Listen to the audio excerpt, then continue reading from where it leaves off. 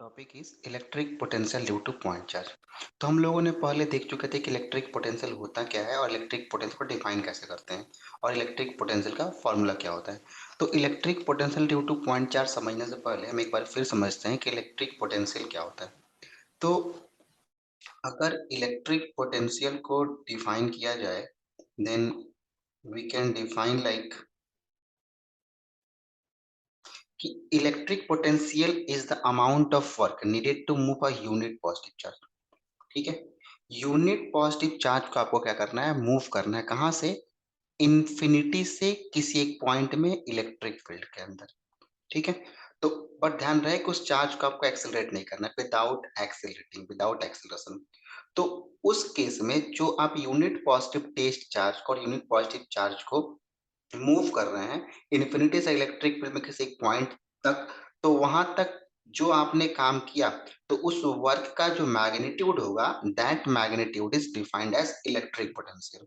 ठीक है, यहाँ पर हमें क्या करना है, कैलकुलेट करना है कि electric potential due two point charge क्या होगा। देखिए, लेट सपोज कि हमारे पास एक प्लस क्यू चार्ज, ठीक है, और इस प्लस क्यू चार्ज से हमें इस पॉइंट P पर, जो कि R डिस्टेंस पे एक पॉइंट P लिया गया, उस पॉइंट P पे हमें इलेक्ट्रिक पोटेंशियल के वैल्यू को कैलकुलेट करना ड्यू टू पॉइंट चार्ज के लिए। तो हम सबसे पहले क्या करते हैं कि एक इन्फिनिटी पे रेफरेंस पॉइंट मान लेते हैं, that is the at infinity, और यहाँ पर जो पोटेंशियल होगा वो क्या होगा, जीरो होगा।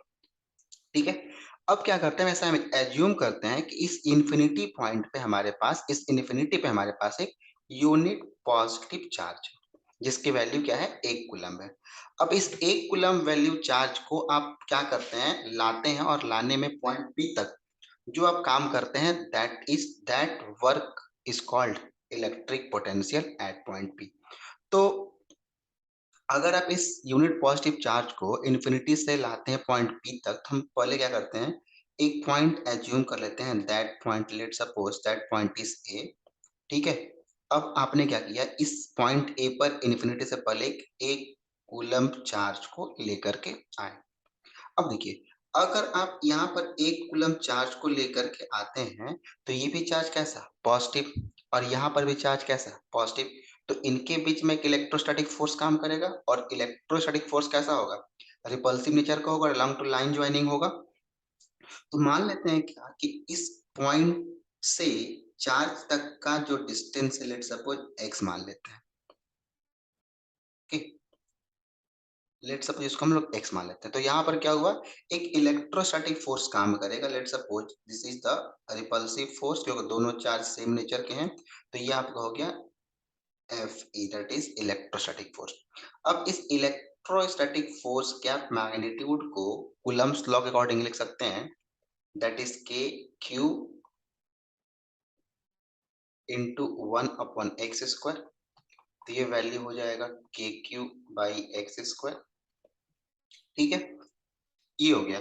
अब क्या करते हैं हम लोग इसको, कि अब इस चार्ज को पॉइंट P की तरफ लाते हैं, क्योंकि हमें कहाँ निकालना है, पॉइंट P के ऊपर किसी पॉइंट पे हमें क्या करना है, इलेक्ट्रिक पोटेंशियल कैलकुलेट करना है।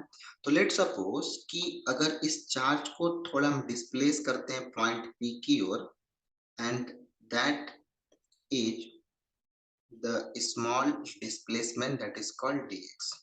ठीक है, तो अगर यहाँ डिस्प्लेस करते हैं, स्मॉल डिस्प्लेसमेंट dx देते हैं उसको, तो यहाँ पर जो वर्क होगा दैट इज कॉल्ड dw, वो क्या होगा, force into displacement that is called force, और ये डिस्प्लेसमेंट जो dx होगा उसका।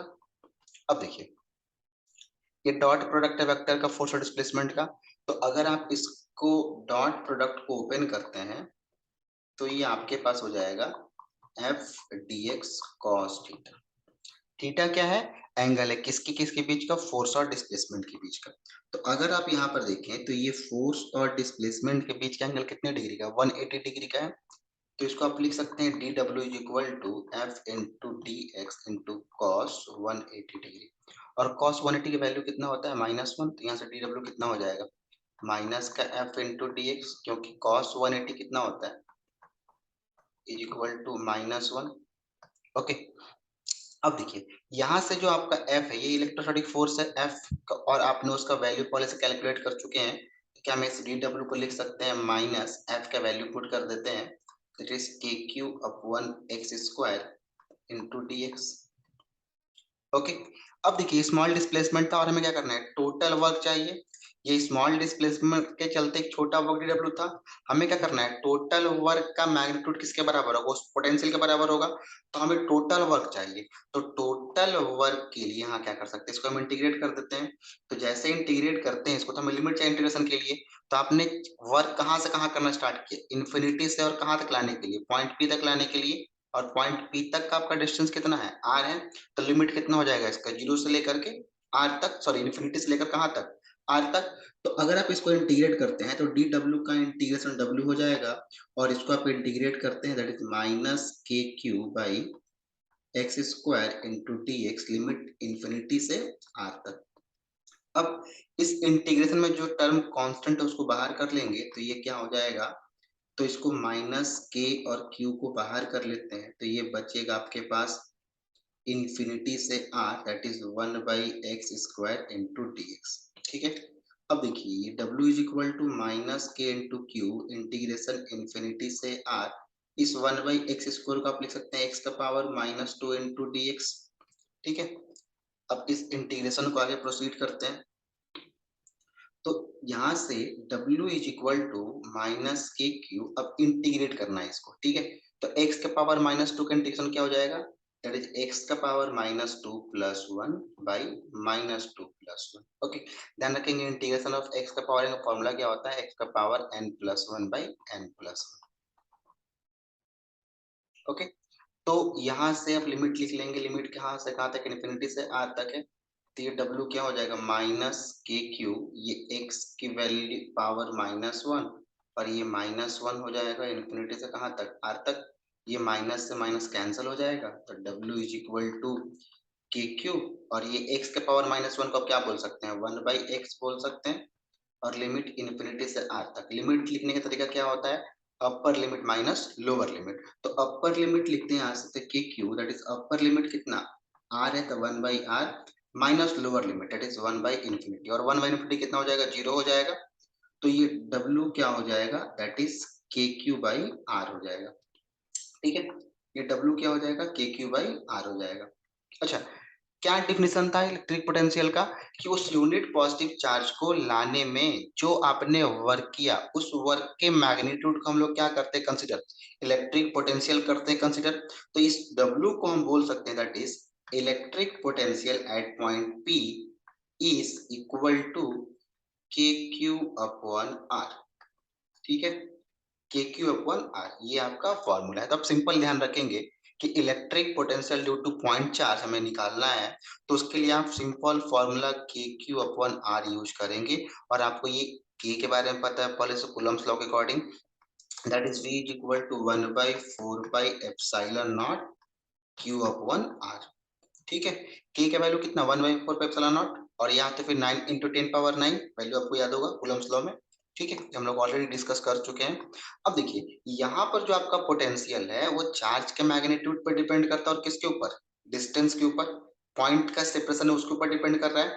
तो यहाँ से हम एक बात बोल सकते हैं क्या, कि जो पोटेंशियल है वो डिपेंड करता है चार्ज के मैग्नीट्यूड के ऊपर और डिस्टेंस के ऊपर। तो यहाँ से हम एक बात और बोल सकते हैं कि V is inversely proportional to R। ठीक है, जैसा जैसे डिस्टेंस बढ़ेगा पोटेंशियल क्या होता जाएगा, घटता जाएगा, और जैसा जैसे डिस्टेंस घटेगा पोटेंशियल क्या होगा, बढ़ेगा। ठीक है, और दो बात और ध्यान रखेंगे कि अगर इस केस में आपका चार्ज जो होगा पॉजिटिव होगा, तो पोटेंशियल भी आपका कैसा होगा, पॉजिटिव होगा। ठीक है, अगर चार्ज पॉजिटिव है तो पोटेंशियल भी कैसा होगा, पॉजिटिव होगा। अगर चार्ज नेगेटिव है that is Q is negative, तो पोटेंशियल में कैसा होगा, नेगेटिव होगा। दैट इज सेकंड पॉइंट जो आपको ध्यान रखना है।